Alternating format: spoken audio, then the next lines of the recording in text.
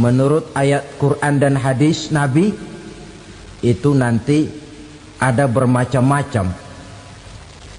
Ada orang beriman itu yang dimasukkan surga. Ada orang beriman itu yang dimasukkan ke dalam surga. Ada orang beriman itu yang disebut penduduk surga. Kenapa lain-lain, Pak? Karena waktu di dunia amalannya juga lain-lain. Ada orang beriman yang masuk surga. Ini paling murah tiketnya. Mau masuk surga? Kata Nabi begini, ma min abdin qala la ilaha illallah thumma mata ala dhalik illa dakhalal jannah. Kalau seorang hamba sudah mengucap dua kalimat syahadat, dia yakin dengan kebenaran kalimat itu sampai matinya, orang itu akan masuk surga. Abi Dzar yang waktu itu diajak bicara heran, ya Rasul kok gampang betul? Iya. Walaupun orang itu mencuri, iya. Walaupun orang itu berzina, iya. Biar dia mencuri, biar dia berzina, kalau dia sudah mengucap dua kalimat syahadat, dia yakin dengan kebenaran kalimat itu sampai matinya, itu orang akan masuk surga. Jadi masuk surga cukup dua kalimat syahadat, yakin sampai mati, masuk surga. Itu perkara masuk. Tapi kalau pertanyaannya diterusin, masuknya kapan, Pak? Nah, ini lain lagi urusannya. Sebab ada yang masuknya itu langsung, ada yang mampir dulu. Di sana tempat cuma dua, kalau tidak surga, neraka. Mau ke surga tapi mampir dulu, yang mampirnya jelas di neraka. Kenapa? Dalam hadis qudsi ada riwayat, nanti itu di akhirat, setelah Allah selesai mengatur penduduk surga masuk surga, yang neraka masuk neraka, Allah berkata kepada malaikat Malik, malaikat Malik, labaik ya Allah. Itu bajingan-bajingan tengik, manusia-manusia durjana yang waktu di dunia tidak mau sujud, jauh dari ulama, gemar melakukan yang munkarat dan maksiat, hidup di tengah masyarakat selalu jadi bibit keonaran, kufur, sudah masuk neraka semua. Sudah ya Allah. Nah, kalau sudah, coba sekarang kamu masuk, Malik. Saya, iya, masuk neraka. Mau apa ya Allah? Kata Allah, akhriju minan nar man kana fi qalbihi misqala habbatin min khardalin min iman. Kau masuk neraka, cari di dalam neraka orang-orang yang ada imannya walaupun kecil sebesar biji zarah, angkat mereka keluar. Masuk malaikat Malik ke neraka, cari orang yang ada imannya, korek-korek. Ya repot, udah pada gosong. Yang ada imannya diangkat ke atas, yang ada imannya diangkat ke atas, lalu dimandikan di Nahrul Hayat, namanya sungai kehidupan di akhirat nanti. Cakep lagi rupanya, bersih lagi wajahnya, apel di hadapan Allah. Kata Allah, bagaimana mas? Kapok nggak sampean? Kapok ya Allah. Nah, kalau kapok, idhab fadkhulil jannah, pergi masuk surga sana. Berangkat mereka ke surga, ketemu sama teman-temannya yang udah sampai lebih dulu, yang nggak pakai mampir lagi. Terjadi dialog. Kata teman-temannya yang udah pada nyampe duluan, mas, iya, emang baru sampai? Saya baru sampai. Memang mampir di mana dulu mas? Kita sudah lama sampai di surga. Saudara buka surah Al-Muddatsir ayat 34-35. Ma salakakum fis saqar? Kenapa kamu mampir di neraka Saqar? Qalu lam nakum minal musallin. Mereka menjawab, kami mampir di neraka Saqar mas, gara-gara dulunya kami waktu di dunia tidak pernah sholat. Tidak pernah sholat? Tidak pernah. Kan rumahnya dekat masjid. Cuma dekat doang mas. Sholat mah enggak saya. Enggak pernah ngasih makan fakir miskin, enggak pernah hadir di majelis taklim, pendeknya enggak pernah melakukan kebajikan, maka saya pun mampir di neraka sakor. Untung betul saya punya iman mas sedikit. Waktu hidup di dunia dulu saya pernah mengucap 2 kalimat syahadat, sekali-kalinya waktu mau kawin. Masya Allah. Untung saja kawin, kalau nggak kawin polos.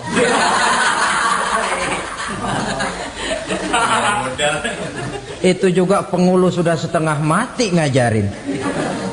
Asyhadu alla, asyaduaan, asyaduaan.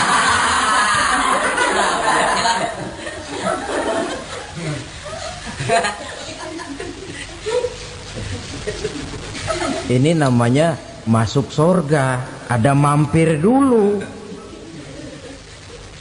Ada pula orang mukmin itu yang dimasukkan surga. Namanya dimasukkan kan terima beres. Saya masuk ke rumah, jalan sendiri, cari tempat sendiri. Saya dimasukkan ke dalam rumah, terima beres, pokok ada di dalam, itu dimasukkan namanya. Nggak pakai mampir. Tapi tentu tiketnya lebih mahal ketimbang yang pertama tadi. Apa kata Allah? Innal ladzina amanu wa amilus solihat la ukaffiranna anhum sayyiatihim wa la udkhilannahum jannah. Sesungguhnya orang-orang yang beriman kemudian beramal soleh, kami hapuskan segala dosa dan kesalahannya, kami masukkan mereka ke dalam surga. Lihat ayatnya. Allah yang memasukkan, kita yang dimasukkan. Tidak pakai transit, tidak usah mampir.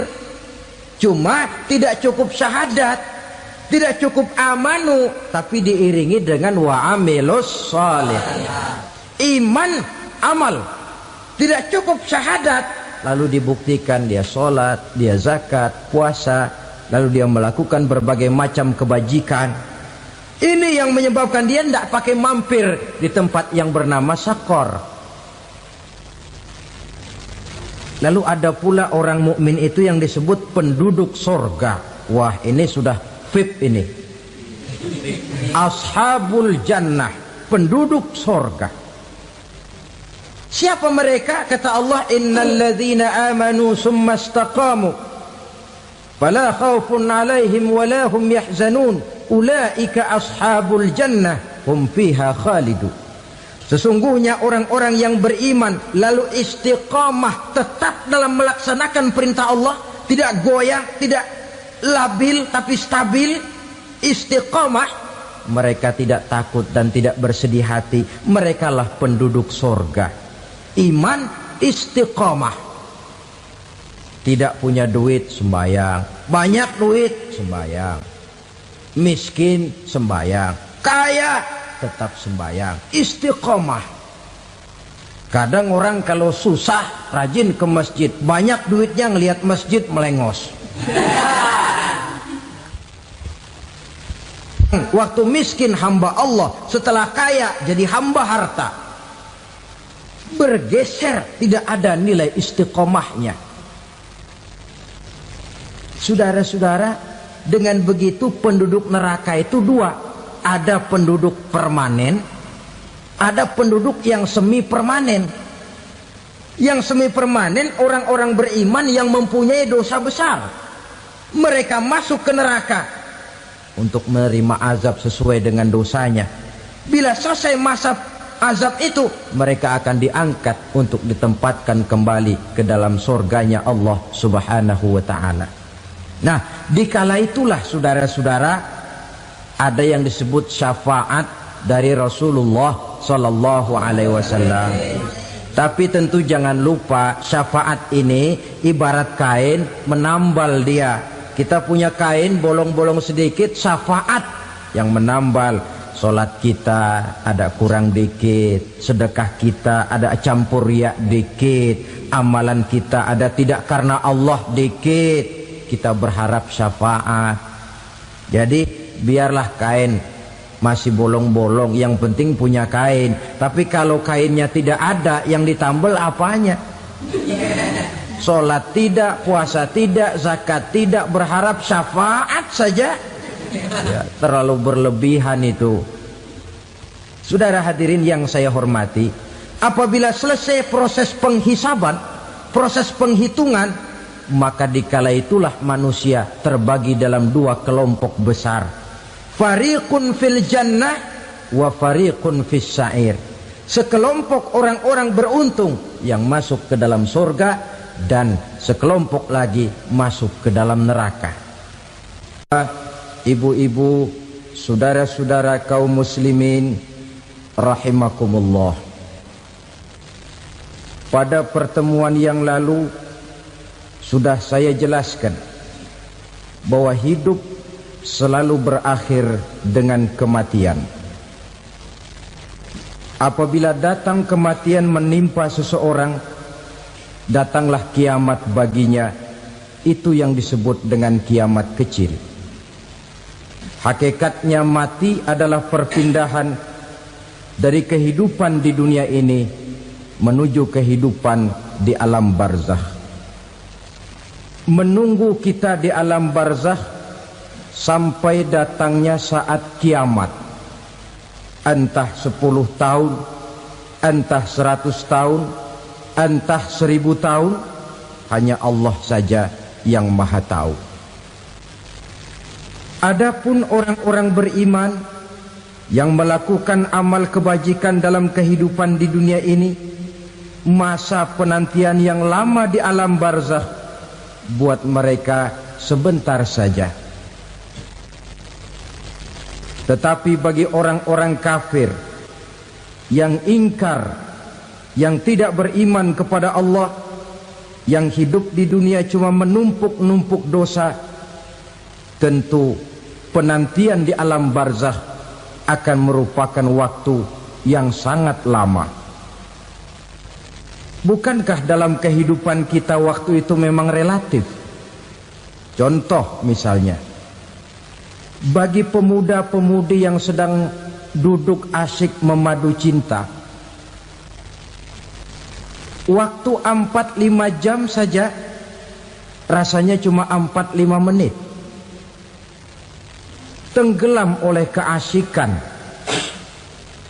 Tapi buat orang yang berbaring di rumah sakit, meratap di balik-balik apa itu tembok derita kata lagu, di balik dinding-dinding penjara, sehari bagai seminggu, seminggu rasa sebulan, sebulan boleh jadi rasa setahun. Penantian yang sangat lama. Kapan kiamat itu akan datang? Ini rahasia Allah. Jangankan kita yang orang awam, baginda Nabi sendiri tidak diberitahu oleh Allah kapan kiamat itu akan terjadi. Tetapi sungguh pun demikian, banyak hadis-hadis yang menjelaskan ciri atau tanda-tanda datangnya kiamat. Nah, kalau sudah bicara soal tanda, tanda kiamat itu ada dua. Pertama yang disebut alamatus sughra, tanda-tanda kecil. Ini waktunya masih ada tenggang. Ada yang dinamakan alamatul kubra, tanda-tanda besar. Artinya kiamat sudah diambang pintu. Apa tanda-tanda kecil dari datangnya hari kiamat itu? Misalnya kata Nabi, apabila ilmu sudah diangkat oleh Allah. Artinya apabila ulama sudah banyak wafat, minat orang belajar agama berkurang, lalu kebodohan nampak merajalela di mana-mana, zina dikerjakan secara terbuka, minuman-minuman keras jadi kebanggaan, itu termasuk di antara tanda-tanda kecil terjadinya hari kiamat.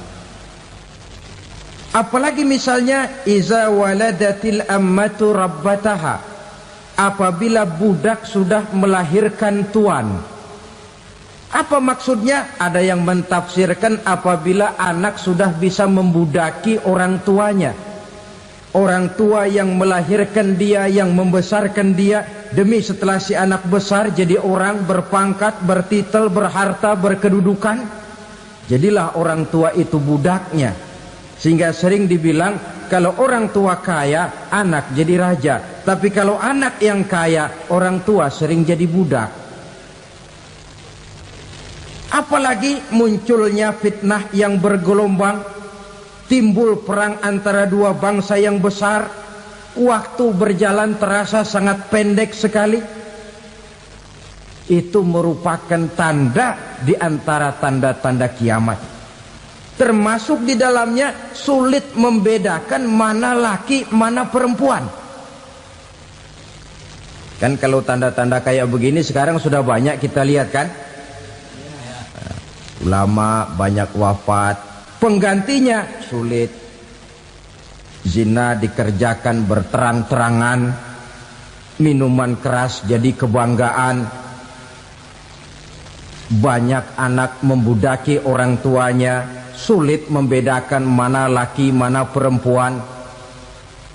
Kadang-kadang dari belakang kita lihat perempuan bener, begitu kita colek nengok jenggotan.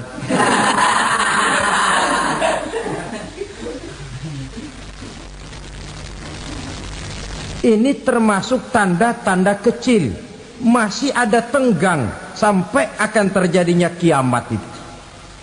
Nah, yang dimaksud dengan tanda-tanda besar, ini tanda besar artinya kiamat sudah diambang pintu.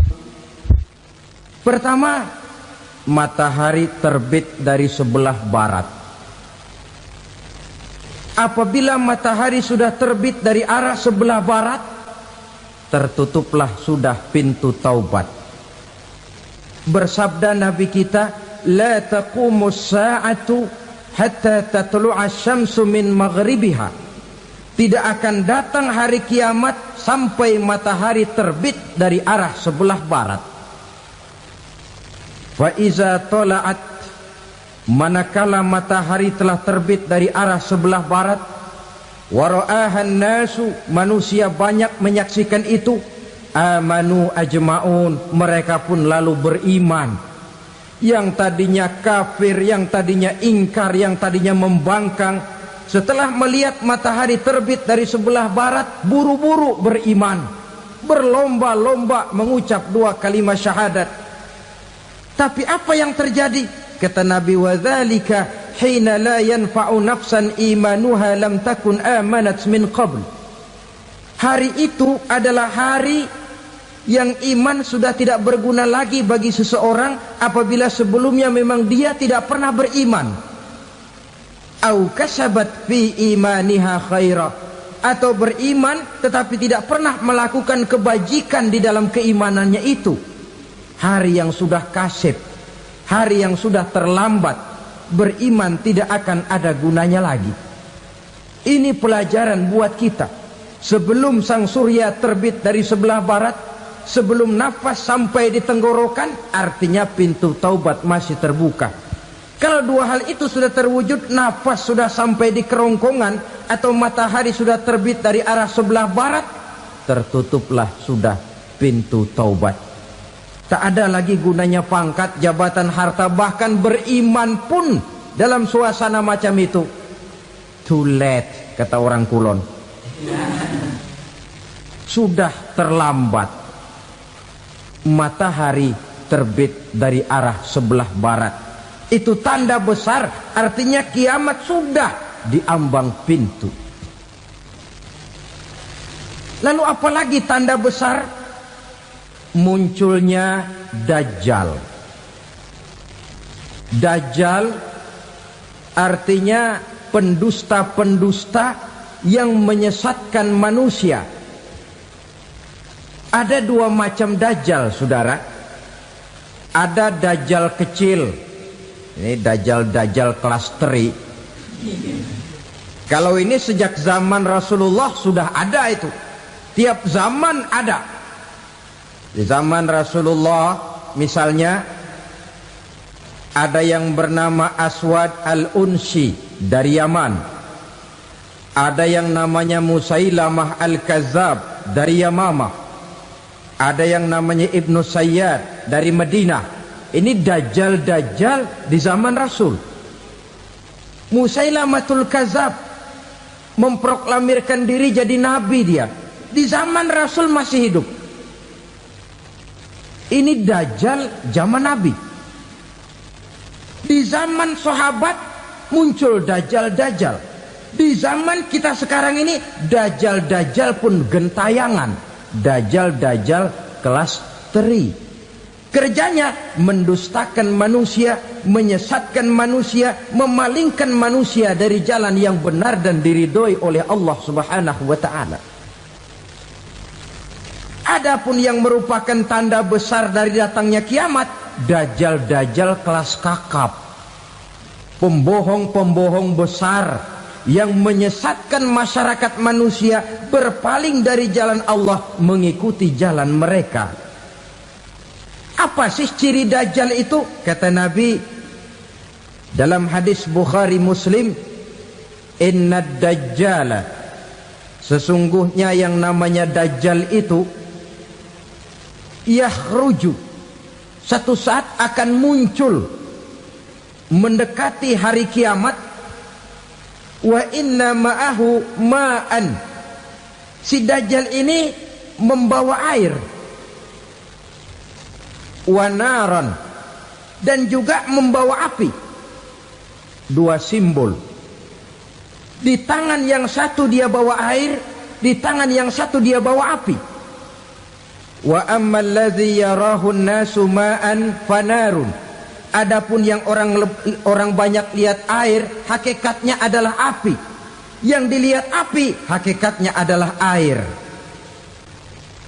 Oleh sebab itu, kalau api yang ditawarkan, ambillah air. Kalau air yang ditawarkan, pilihlah api. Maksudnya apa ini?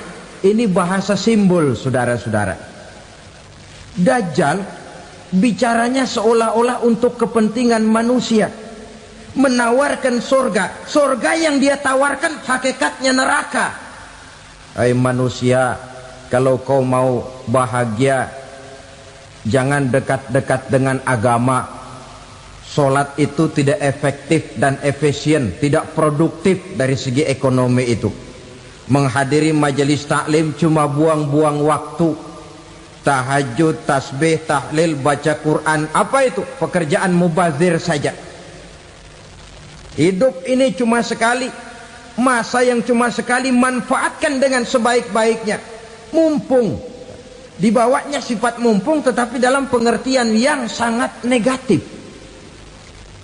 Bicaranya seolah-olah untuk kepentingan manusia, tetapi sebenarnya menjerumuskan manusia. Menawarkan air, tapi sebenarnya api. Menawarkan api, tapi hakikatnya air. Buat apa kamu sholat? Buat apa kamu bayar zakat? Buat apa kamu puasa? Surga yang dicanangkan Dajjal, hakikatnya neraka. Neraka yang digambarkan Dajjal, pada dasarnya adalah surga. Jadi memutarbalikkan fakta itu kerjaan Dajjal. Yang hak jadi batil, yang batil dibilang hak, yang benar jadi salah, yang salah malah jadi benar. Tuntunan disuruh jadi tontonan, tontonan malah menjadi tuntunan. Itu pekerjaan Dajjal profesinya. Zamannya Nabi Adam, Dajjalnya kan iblis. Betul? Betul. Apa sih gang kerayuan iblis itu? Allah setelah menciptakan Nabi Adam kan bilang, Adam, kau dan istrimu Hawa tinggal di surga ini. Seluruh fasilitas yang ada di surga persilahkan kau nikmati. Satu yang tidak boleh, jangan coba-coba dekati pohon khuldi. Dekat saja jangan, apalagi sampai memetiknya. Datang Dajjal yang namanya iblis ini. Adam, kamu tahu nggak kenapa tidak boleh makan buah khuldi? Ya nggak tahu, pokoknya saya dilarang. Bodoh kamu Dam. Khuldun artinya kekal. Kalau kamu makan itu buah, kau akan kekal di surga buat selamanya. Allah tidak kepengen, maka dilarang kamu makan buah khuldi. Kalau kau ingin kekal di surga Adam, makan saja. Saya bicara begini ini untuk kepentingan kamu Adam. Ini kan ciri-ciri Dajjal. Bicaranya sih seolah-olah untuk kepentingan Nabi Adam, hakikat sebenarnya menjerumuskan Nabi Adam supaya ingkar dan melanggar larangan dari Allah Subhanahu wa ta'ala. Jadi setelah muncul Dajjal, timbul kekacauan-kekacauan di masyarakat. Banyak yang terpengaruh, terpedaya dan terpesona. Termasuk mereka yang memproklamirkan diri jadi nabi. Mereka yang memproklamirkan diri jadi rasul di zaman sesudah Rasulullah wafat, itu adalah Dajjal-Dajjal.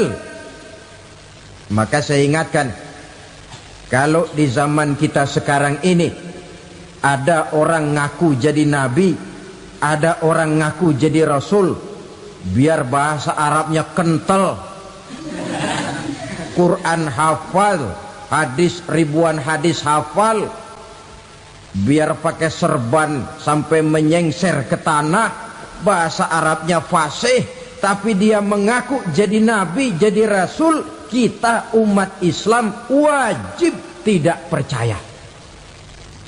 Wajib untuk tidak percaya. Itulah Dajjal-Dajjal zaman kita sekarang ini.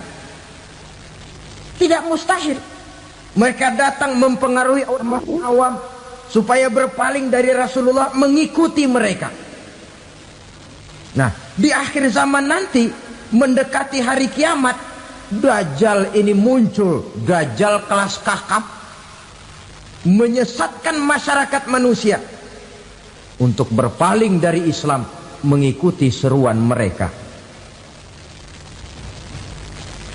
Apalagi di antara datangnya kiamat itu, tanda yang besar itu, turunnya Nabiullah Isa Al-Masih, putra Maryam.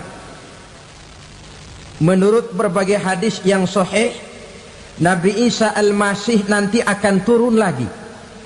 Tidak membawa risalah yang baru, tapi meluruskan risalah Islam ini yang telah banyak ditinggalkan oleh masyarakat. Bahkan ada hadis menjelaskan beliau akan membunuh Nabi, mematahkan kayu-kayu salib, lalu melaksanakan haji dan umrah mengikuti syariat Nabi Muhammad, bukan membawa agama baru. Menjadi semacam mujaddid, reformer, menyelamatkan manusia dari bisikan Dajjal. Bahkan ada riwayat yang menjelaskan bahwa Nabi Isa berhasil mengalahkan Dajjal, mengembalikan masyarakat manusia kembali kepada ajaran Islam yang datang dari Allah, dibawa oleh Rasulullah Sallallahu Alaihi Wasallam. Dengan kata lain, turunnya Nabi Isa bukan sebagai Nabi dan Rasul baru, tetapi mengikuti syariat Nabi kita Muhammad Sallallahu Alaihi Wasallam. Saudara hadirin, ibu-ibu hadirat yang saya hormati, kemudian apalagi di antara tanda-tanda besar akan datangnya kiamat itu? Keluarnya asap atau awan. Kata Nabi, inna min asyrati sa'ah dukhanan yamla'u ma bainal masyriqi wal maghrib. Di antara tanda-tanda kiamat, munculnya awan antara langit dan bumi. Ini pun diperkuat dalam surah Ad-Dukhan ayat 10. Fartaqib yauma ta'tis sama bidukhanin mubin fayughshan nas hadza azabun alim. Bagi orang-orang yang beriman, mereka biasa-biasa saja. Tapi bagi orang kufur, datangnya asap dan awan ini merupakan azab yang kelewat pedih. Barangkali sedikit mendekati gambaran tentang azab yang pedih ini, saya ingatkan alam pikiran kita kepada peristiwa yang belum lama terjadi. Pernah dengar berita bocornya reaktor nuklir di Chernobyl, Uni Soviet? Pernah dengar? Bocornya reaktor nuklir di Chernobyl yang mengakibatkan ratusan bahkan sangat mungkin ribuan nyawa. Cuma satu reaktor. Bagaimana kalau seluruh cadangan nuklir yang dimiliki oleh para negara adik kuasa ini diledakkan? Bahkan yang konon menurut catatan cadangan nuklir yang dimiliki bersama oleh Amerika dan Rusia sekarang ini sudah sanggup memusnahkan 6 miliar manusia, 1,5 kali lebih banyak dari jumlah manusia yang nongkrong di permukaan bumi ini. Saudara-saudara hadirin yang saya hormati, lalu saat mendekati hari kiamat, apalagi tandanya setelah Nabi Isa wafat, pada saat turunnya yang kedua kali, lalu Allah meniupkan angin sejuk, semua orang-orang beriman, orang-orang baik wafat, sehingga penghuni bumi ini cuma tinggal lagi terdiri dari orang-orang kafir. Tidak ada lagi di bumi ini yang bisa mengucapkan Allah. Sehingga dalam hadis qudsi itu ada keterangan, innallaha azza wa jalla yaqulu li Israfil. Allah pernah pesan kepada malaikat Israfil, kata Allah, Israfil, idza sami'ta qailan yaqul Allah Allah fa akhirin nafah 40 sanatan ikraman liqailiha. Hai Israfil, apabila kau dengar di permukaan bumi masih banyak orang yang mengucapkan Allah Allah, maka tunda sangkakala kiamat itu 40 tahun. Untuk apa? Ikraman liqailiha, menghormati orang yang mengucapkan Allah Allah itu. Wah, jadi karena sekarang masih banyak yang mengucapkan Allah, besar hatilah kita, masih jauh kiamat itu. Tapi jangan lupa, kiamat pribadi, kiamat kecil itu yang gak kita sangka-sangka. Ajal datang mencabut nyawa, itu kiamat pribadi. Dan itu yang pasti kita hadapi. Dan itu yang membuat kita tidak boleh bersikap main-main di dalam kehidupan sekarang ini. Saudara hadirin yang saya hormati, tidak ada lagi orang-orang muslim. Seluruh penduduk dunia ini kafir. Lalu terciptalah struktur sosial yang berlandaskan prinsip hidup semau gue. Bakal terjadilah prinsip di mana yang kaya menyantap yang miskin, yang kuat menindas yang lemah. Hidup sudah bagaikan di rimba belantara, berlaku hukum rimba, siapa yang kuat dia yang menang, siapa yang lemah menjadi mangsa. Timbul kekacauan, maksiat merajalela, munkarat menjadi-jadi, sehingga isi bumi ini penuh dengan segala macam perbuatan dosa. Tidak ada perlunya lagi alam diperpanjang temponya. Datang saat yang sudah dijanjikan oleh Allah Azza wa Jalla, maka terjadilah yang disebut kiamat kubra, kiamat besar, kiamat ancur-ancuran. Bagaimana kejadian ini dimulai?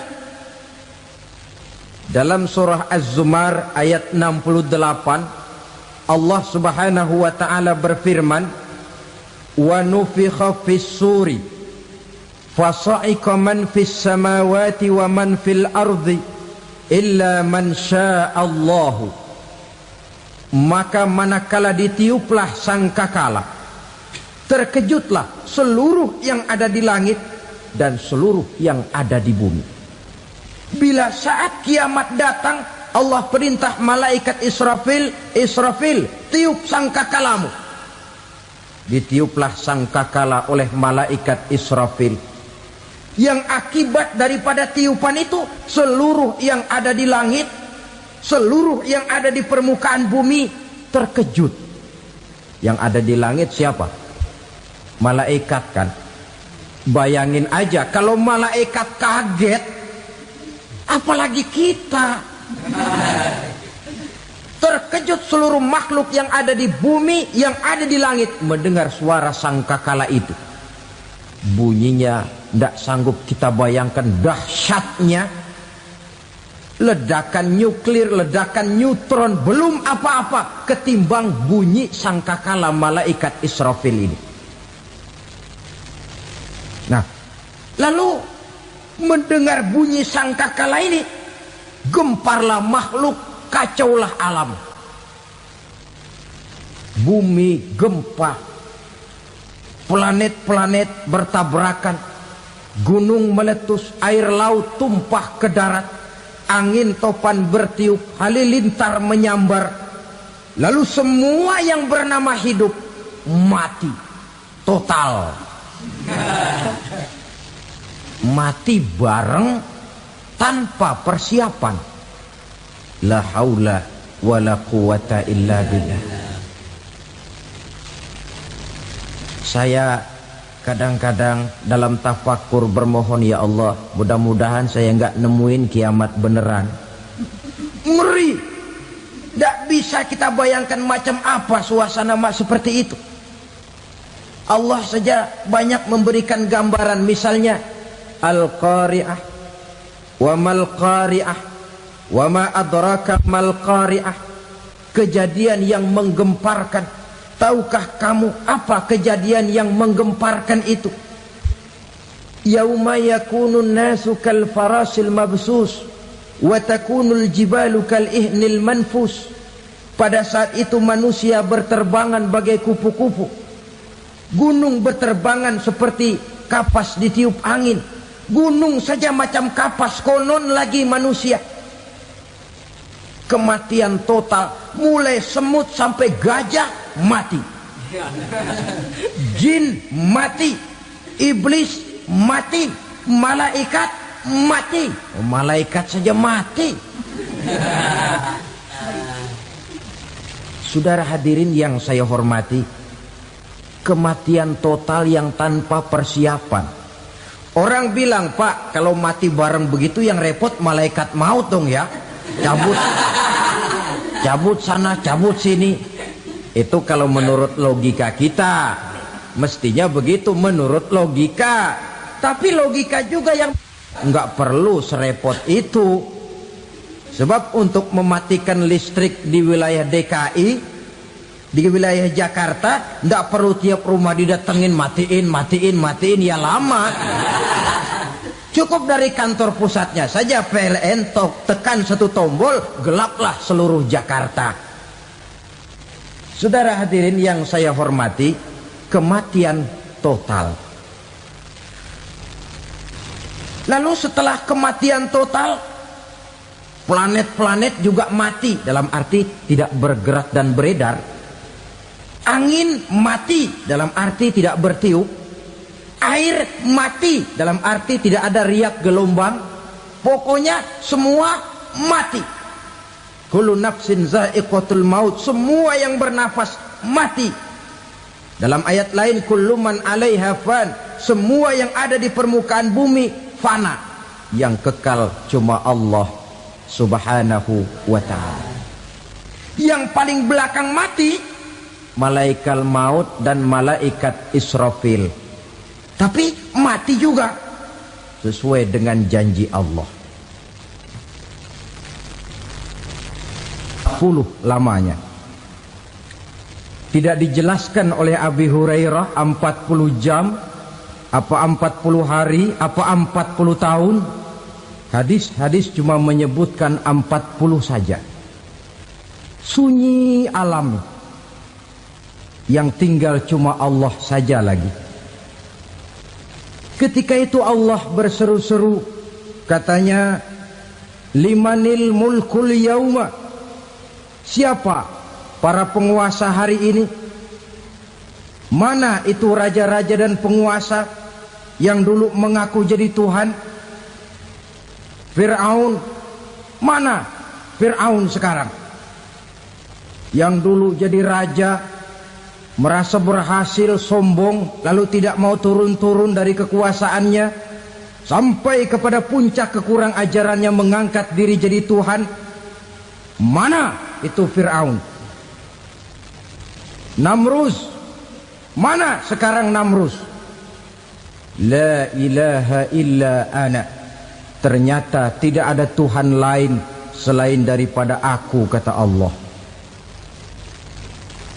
Proses kemudian, saudara-saudara, turunlah hujan dari langit. 40 lamanya hujan itu. Tidak jelas juga 40 jam apa 40 hari. Setelah air turun membasahi, datanglah tiupan sangkakala yang kedua.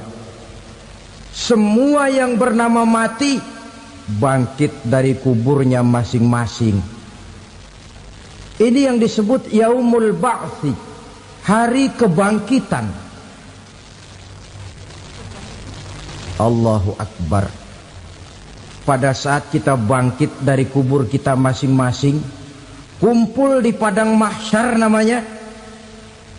Bayangin aja, saya sendiri nggak sanggup bayangin. Manusia sejak zaman Adam sampai zaman kiamat kumpul bareng di tempat sama. Berapa banyaknya itu?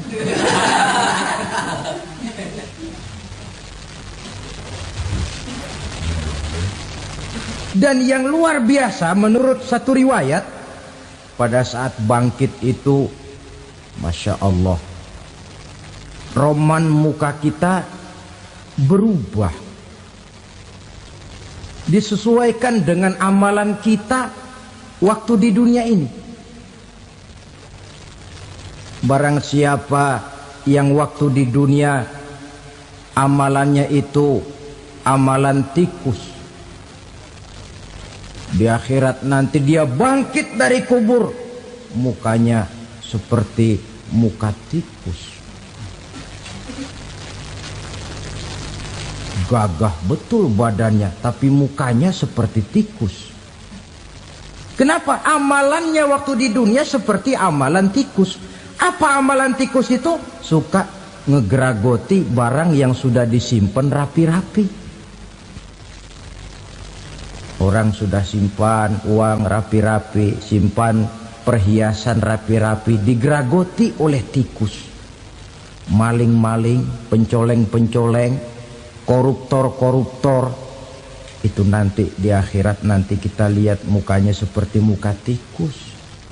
Oh ini waktu di dunia suka nyolong, hanya seperti muka tikus. Barang siapa yang waktu di dunia ini amalannya itu amalan macan, dia akan bangkit nanti mukanya seperti muka macan. Apa amalan macan? Macan itu amalannya menang-menangan. Orang yang mau menang saja nggak mau mengalah. Coba lihat di hutan. Kenal hutan nggak? Di hutan, raja hutan di mana-mana pasti macan. Betul kan? Betul.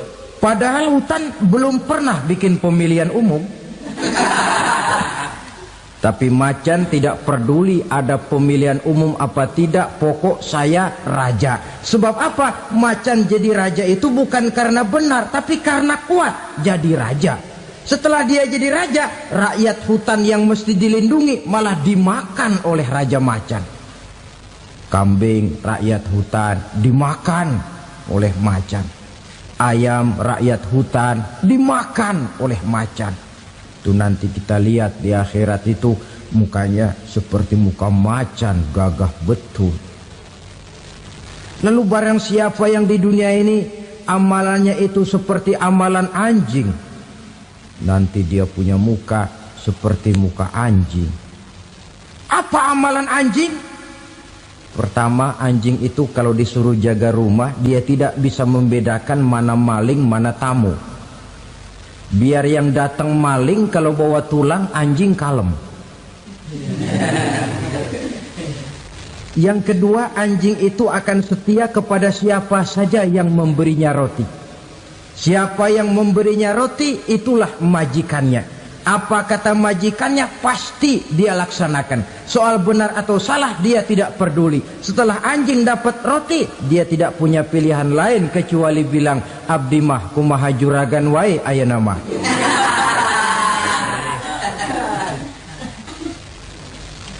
Saudara hadirin yang saya hormati, berkumpul di padang mahsyar, tiap orang sibuk dengan persoalannya masing-masing.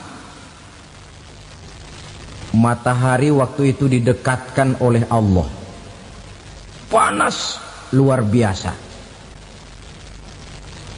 Ada yang saking panasnya itu mencucurkan peluh keringat sampai sebatas mata kakinya. Ada yang keringatnya sampai sedengkulnya, ada yang keringatnya sampai sepusatnya, ada yang keringatnya mengalir sampai sebahunya, ada yang kelelap oleh keringatnya sendiri, sementara orang di sampingnya enggak apa-apa. Bergantung lagi amalan dia waktu di dunia ini. Saudara-saudara, sebagian orang dalam kepanikan padang mahsyar berombong-rombong datang mereka menghadap Nabi Adam. Ya Adam, anta abal bashar. Hai Adam, Tuhan adalah bapak moyang manusia. Kami sebentar lagi akan disidang, dimintakan pertanggungan jawab. Tolonglah kami, hai Adam. Kata Nabi Adam, jangankan nolongin sampean, saya sendiri tanggung jawab di hadapan Allah. Ketika dulu tidak boleh makan khuldi, saya serobot. Sudahlah, urus diri masing-masing saja, nafsi. Begitu kata Nabi Nuh, begitu kata Nabi Ibrahim. Tiap orang bertanggung jawab sendiri-sendiri. Ketika itulah saudara-saudara, nikmatnya menjadi umat Nabi besar Muhammad sallallahu alaihi wasallam. Sebab apa? Walaupun menurut abjad kita ini umat paling belakang, paling belakang kita ini toh, karena Nabi Muhammad adalah Nabi akhir, tapi akan dihisap lebih dulu, lewat di atas sirat lebih dulu, masuk surga lebih dahulu ketimbang umat-umat belakangan. Ketika Rasul mendekati ajal, beliau tanyakan itu kepada malaikat Jibril. Malaikat Jibril berkata, Muhammad jangan khawatir, Allah sudah berjanji, inni haramtul jannata ala sairil anbiya hatta tadkhulaha anta, wa haramtuha ala sairil umami hatta tadkhulaha ummatuka. Surga aku haramkan buat seluruh nabi kecuali kalau engkau Muhammad sudah masuk ke dalamnya, dan surga aku haramkan buat seluruh umat kecuali kalau umatmu Muhammad sudah masuk ke dalamnya. Logikanya, walaupun menurut abjad kita umat paling belakang, bakal dihisap paling dulu, lewat di atas sirat paling dulu, masuk surga paling dulu, kalau mampir ke neraka juga paling dulu. Ya resiko. Jangan mau enaknya aja paling dulu. Saudara hadirin yang saya hormati, setelah masa kebangkitan itu jangan dikira begitu bangkit langsung diperiksa. Masih menunggu menanti ribuan tahun perhitungan padang mahsyar untuk sampai kepada proses yang disebut yaumul hisab, hari perhitungan. Seorang demi seorang bakal dipanggil. Bayangkan saja, kita se-RT saja di absen, kadang-kadang perlu waktu lama. Ini manusia sejak zaman Nabi Adam sampai datang hari kiamat, satu demi satu disidang di hadapan Qadhi Rabbul Jalil. Status sosial copot sudah waktu itu. Yang pernah jadi hartawan di situ tidak lagi kelihatan kehartawanannya. Yang pernah jadi jenderal tidak lagi dipanggil jenderalnya. Yang ustadz tidak lagi dipanggil al-mukarramnya. Seluruh status sosial selesai. Dipanggillah kita seorang demi seorang menghadap Qadhi Rabbul Jalil. Bagaimana proses penghisaban itu? Pertama, proses tanya jawab. Di antaranya ada hadis menyatakan, lan tazula qadama 'abdin yaumal qiyamah hatta yus'ala an arba'i khisalin. Besok di hari kiamat tidak akan bergeser telapak kaki seorang hamba sampai dia ditanya lebih dulu tentang 4 persoalan. Tentang ilmunya, kemana ilmu itu diamalkan. Tentang umurnya, di mana umur itu dihabiskan. Tentang masa mudanya, kemana masa muda itu dipakai. tentang hartanya, dari mana harta itu didapat dan kemana harta itu dibelanjakan. Ini termasuk proses tanya jawab. Jadi kalau istilah pengadilan dunia, nama Fulan bin Fulan. Kamu waktu di dunia diberikan umur panjang untuk apa? Pernah mengalami masa muda, kemana kau habiskan masa remajamu? Kau diamanahkan ilmu, dengan apa ilmumu kau amalkan? Kau diberikan harta, dari mana harta kau dapat, kemana kau belanjakan? Tak seorang pun yang bisa mungkir. Sebab apa? Dikala itu yang menjadi saksi bukan orang. Yang menjadi saksi adalah seluruh anggota badan kita. Tangan bicara, kaki jadi saksi terhadap seluruh amalan yang pernah kita kerjakan pada saat kehidupan di alam dunia ini.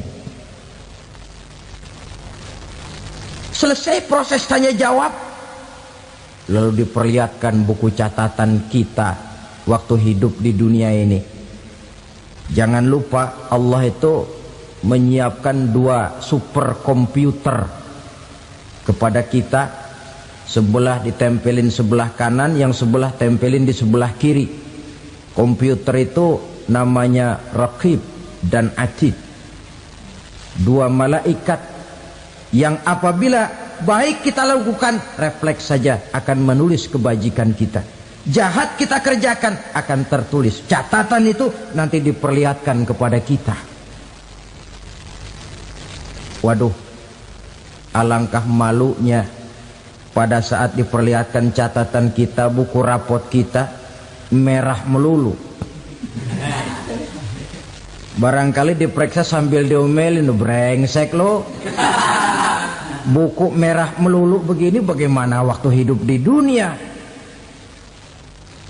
Tidak cukup diperlihatkan buku catatan kehidupan, rekaman kehidupan.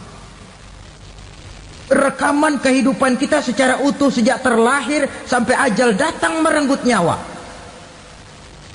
Barangkali mirip dengan video sekarang ini, di mana terekam dengan baik seluruh kegiatan kita, sejak yang sekecil-kecilnya sampai kepada yang sebesar-besarnya. Untuk kemudian kita pun menerima balasan. In khairan fa khairun wa in syarran fa syarrun. Kalau baik ya baik balasannya, kalau jahat ya jahat juga balasannya. Catatan-catatan kita diberikan. Kalau banyak kebajikannya diberikan di tangan kanan dengan cara yang halus. Kalau banyak kejahatannya diberikan dari sebelah kiri atau dilempar dari belakang. Itulah sebabnya sejak di dunia ini kita sudah mohon kepada Allah. Ketika berwudu membasuh tangan kanan, apa kita bilang? Allahumma a'tini kitabi biyamini wa hasibni hisaban yasira. Ya Allah, berikan saya kitab di tangan kanan, dan kalau saya memang perlu dihisap, hisaplah saya yang seringan-ringannya. Tangan kiri berlindung kita kepada Allah. Jangan sampai diberikan kitab di tangan kiri atau dari arah sebelah belakang. Wa a'udzubika an tu'tiya kitabi bishimali aw min wara'i zuhri, dari arah sebelah belakang. Na'udzu